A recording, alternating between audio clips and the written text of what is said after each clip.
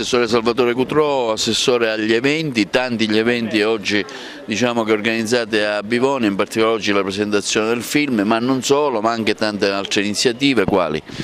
Noi da appena 8 mesi siamo al governo della città e da subito abbiamo voluto puntare la nostra massima attenzione sulla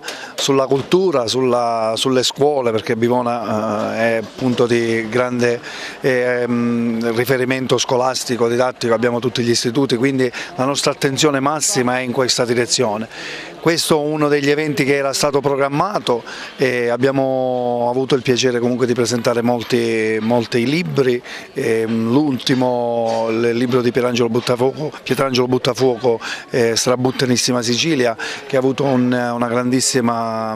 presenza di pubblico, e siamo prossimi alla presentazione di un altro libro, a testimonianza che comunque a Bivona la cultura è viva, la presenza delle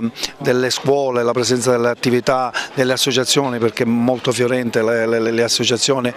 sono motore di grande attenzione nella nostra comunità e noi sosteniamo, spingiamo, attenzioniamo e cerchiamo di fare il nostro meglio per rendere viva questa comunità che è abbastanza marginale, diciamo, nella nostra Sicilia, che però, lo dico sempre, a conclusione la marginalità talvolta diventa una risorsa, perché si vive bene, si sta bene, vogliamo continuare a vivere bene e questa è la nostra prerogativa.